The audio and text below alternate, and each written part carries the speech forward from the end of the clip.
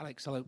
Can you give us a bit of insight into what it takes, explain the commitment, I suppose, that a football career from Guernsey involves, particular Isthmian League with Guernsey?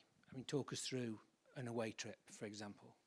Back then, so it starts on a Saturday morning bright and early. It's probably about a 6 a.m. flight. You fly over for the game, play the game, and then fly straight back home. So it's your whole Saturday gone. But the biggest commitment for me, I think, was when I was a lot younger.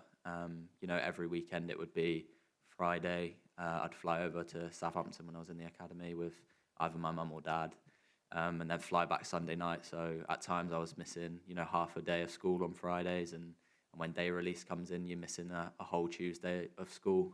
Obviously, for me, I was buzzing about that, but it's tough for parents at that age to be thinking, is this the right thing to be doing? Taking them out of school for something that isn't promised.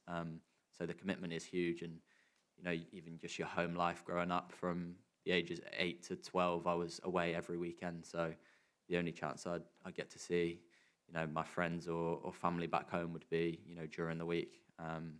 So stuff like that's hard growing up, but thankfully now it was all worth it. I think when I got released, it was pretty upsetting that they almost did that to me. Obviously, I probably wasn't good enough at the time, and they saw that and released me. But it just felt like 4 years of my life had been committed so much to this, and for it to be blown away like that was it was heartbreaking at the time.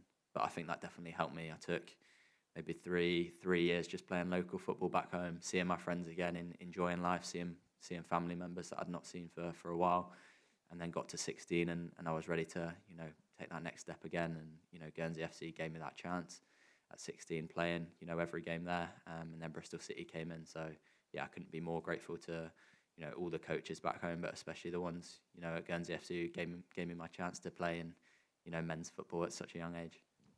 Was there a point in that period when you thought maybe football wasn't the career that you would follow, and what might have been an alternative?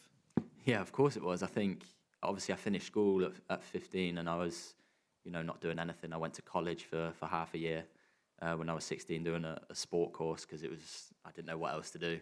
I failed PE at school, so I wasn't great at school. There was nothing really on my mind that I wanted to do. But I think when I definitely hit 15, 16, it was like I really want to go and push and try and be a footballer again. But before that, it was clueless. I didn't know what I was going to do, especially when I was at college at 16 and got my chance at Bristol City. They gave me a trial, and thankfully I scored a hat-trick in my trial. So I knew at that point, hopefully I was gonna get signed for them. And since then it's almost just gone uphill. So very proud. And like I said, back then I didn't know what I would have been. Alex, how are you doing? Obviously, you've spoken about the togetherness in the Bournemouth squad, and I guess that might be tested a bit on Thursday night up against Velko and Petro. Has there been any words between you guys about that side of things? Yeah, of course there has. Spoke to Petro and obviously Velko as well, and I tried to ask Petro if he'd let in a few goals from me, but he wasn't budging on that one. But it was good. He said, even on the game Sunday, he said, we're friends today, but by tomorrow morning we're not friends anymore. So that's just Petro, and that's Velko as well. The Serbian lads, they really enjoy it. They've got good banter as well, and it'd be nice to see them on Thursday. And hopefully, obviously we get the win is the main thing. And when we get back to Bournemouth, I'll make sure I let them know that. And obviously, the other thing is you'll be the third serving Bournemouth player to represent England if you do come on and play after Lou and Callum Wilson. How proud are you of that side of things? And also, has Lou said anything to you about your call-up? Yeah, obviously Lou was really happy for me as being the only one there that's had a call-up. He gave me just bits of advice, told me to enjoy it, and that's just the main thing I've had off a lot of people is to go in there and do what you've been doing at Bournemouth. The lads have seen it in training. They just said, go do what you do here and do it there and show them what you're all about. And, the main thing is enjoy it and learn as much as you can. So, it was nice, obviously, from Lou to have that guy there who's also done it and also been here as well. So, I'm looking forward to it, and I'm going to take their advice on board. Hi, Alex. I spoke to Tony Vance this week from Guernsey, who talked about how perhaps that period in non-league might have actually accelerated your development, the fact that you weren't in an academy while perhaps other kids your age were. I just wondered if you could talk about that and that effect of playing men's football and perhaps how that impacted your development. Yeah, I think it was definitely important for me. I think to get that chance at 16, I think it helped, massively when I first went to Bristol City, because a lot of them had not played men's football, just come through the academy and as a scholar, 16, just playing under 18 football. And I think I almost had that bit of advantage over them where I'd experienced men's football and, I can take that side of the game into, the academy side. Again, it's one of them. I was probably maybe a little bit behind on, I don't know, the technical stuff of academy football and the way that's different to men's football. But I think I definitely took my experiences from Guernsey FC and playing in men's football into the scholarship. And obviously it helped massively when I first went up to the first team at Bristol City because, I'd played against men much bigger than me and stronger, faster than me before. So I knew in ways how to deal with it. Obviously I had to learn, again, a lot from the senior players at Bristol City, but yeah, I'd say definitely at 16 playing men's football, and it's important, and I urge a lot of young players now to get out on loan as soon as they can to learn and understand like the real world of playing men's football.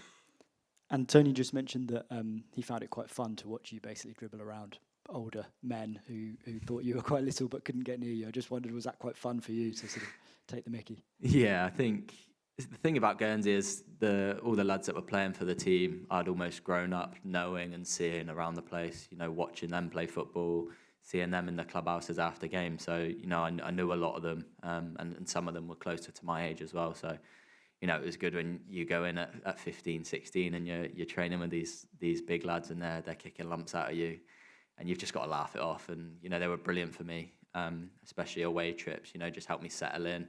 Involved with me in the banter and stuff like that. And, that definitely helped and made me feel more comfortable. I'm not sure they liked it too much that I came in and started dribbling around, but, it was good. And we had a good time that season. Hi, Alex. Hey. I just wanted to ask you about your relationship with Maya, because there can't be many people who really truly understand what it's like, the sacrifices you've made, particularly as a family. I mean, but obviously she's played for England already. What advice has she given you going into this? Again, it was more just enjoy it and be yourself, show what you can do, and do what you've been doing for all these years. I mean, she's seen me grow a lot as a person, as a football player as well. I think back in the day when, like I said, when I was back home playing local football, she would have never thought that I'd have gone on to be a professional, and neither would I. So she's obviously so pleased for me. She texted me straight away as soon as she got the news, and it's nice to have someone around who's experienced it and been around the Lionesses and England in general, and she can help me out with advice on playing at the top level and in the top pressured situations. And speaking of the Lionesses, I mean, you obviously are having a fantastic career, but it's quite strange and rare that there's another Alex Scott who's also had a fantastic football career as well. I mean, people must have mentioned it throughout your career that your namesake's also a big personality in football. Can you give us any sort of examples of what it's been like? People sort of mixed you up, or have you ever met her before? The only one I saw the other day was that they said that I've done well getting called up and going on I'm a Celebrity at the same time.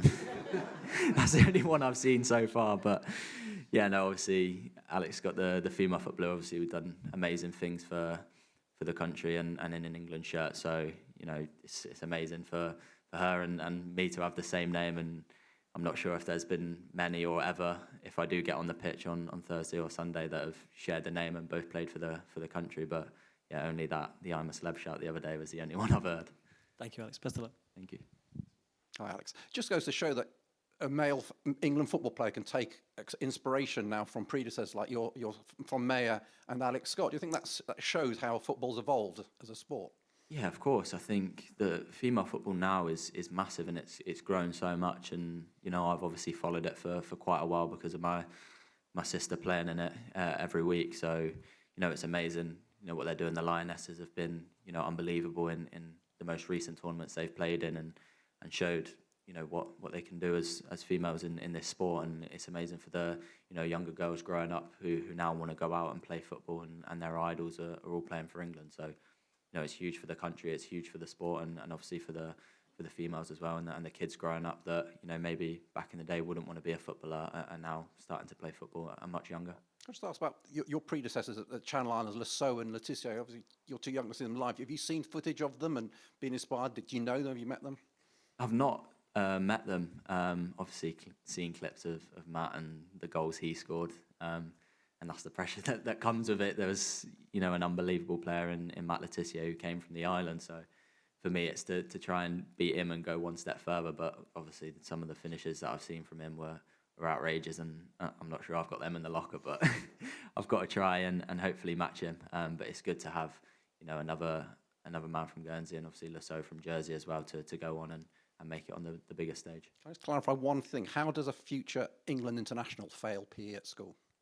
What were you rubbish at? The written coursework. Yeah, I think I don't know, to be honest, if I got top marks in football, but the written stuff, yeah, I was no good at that. Passed English and maths though, so that's the most important ones.